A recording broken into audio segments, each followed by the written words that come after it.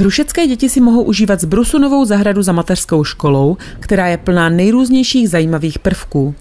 To, že zahrada, kterou zpustošilo před 4 lety ničivé tornádo, nyní vypadá ještě lépe a děti se jí i po téměř 2 letech nemohou nabažit, bylo možné díky štědrému daru knížecí rodiny Lichtenštejnů. A právě její jasnost princezna Tatiana von Laatorf-Lichtenstein, nejmladší dcera vládnoucího knížete Hanse Adama II., spolu s velvyslankyní Lichtenštejnska Mariou Piou Kottbauer-Lichtenstein nyní přijeli do Hrušek, aby se podívali, jakou radost hrušeckým dětem a nejen jim jejich dar udělal. Jak rodina Lichtenštejnů pomohla Hruškám po tornádu? Rodina Lichtenštejnů poskytla 5 milionů korun na obnovu naší školkové zahrady.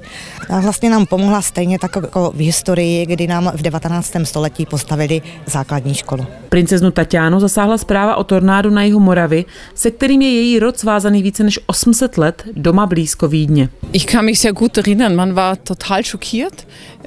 Byla jsem tehdy šokována, velmi dobře si na to vzpomínám, protože tornádo v tomto regionu to je něco absolutně nového. Bydlím s rodinou nedaleko Vídně a velmi si vzpomínám na celou tu škodu, ty zničující následky.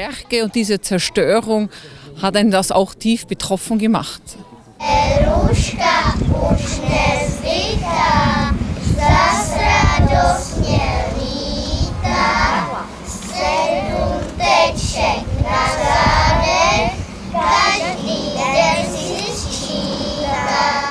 Nápad pomoci 1,5 tisícové obci na jihu Moravy přišel, dá se říct, obratem.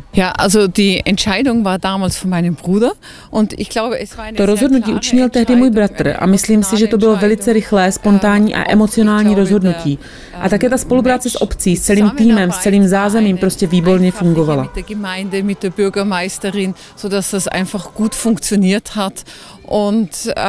Sich das ganz natürlich ergeben hat.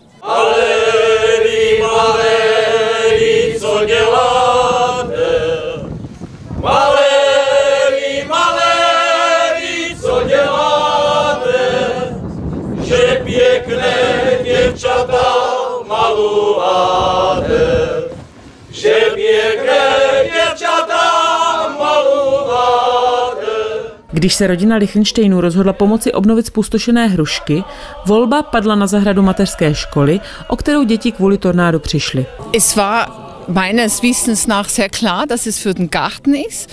Od začátku bylo jasné, že se bude jednat o park, zahradu, o zeleň.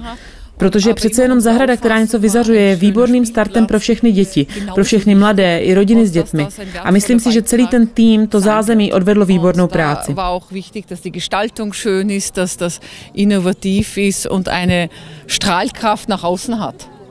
Princezna Tatiana s velvyslankyní Mariou Piou si novou zahradu s pískovišti, týpím, průleskami, vyvýšenými záhony a spoustou dalších zábavných i poučných prvků důkladně prohlédli a výsledkem byly obě nadšené.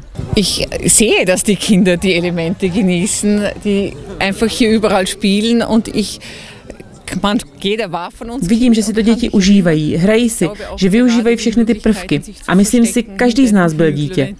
Myslím si, že ta možnost využít všechny prvky, pískoviště, průlesky, schovat se tady vzadu někde mezi keře, to je skutečně něco, co si každé dítě užije. Und die einfach, glaube ich, für jedes Kind fantastisch ist. Und mit dieser Innovation und dieser freundlichen Gestaltung ist das, finde ich, wirklich, wirklich besonders gelungen und gratuliere.